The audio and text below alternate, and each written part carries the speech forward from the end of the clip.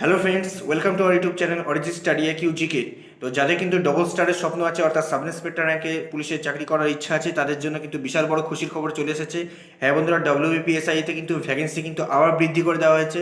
অর্থাৎ আগে যেটা ছিল 464, ওটা এখন 1131টা করে দেওয়া হয়েছে। ঠিক আছে, তো কাস্ট ক্যাটাগরি সবারই ভ্যাকেন্সি কিন্তু বেড়ে গেছে।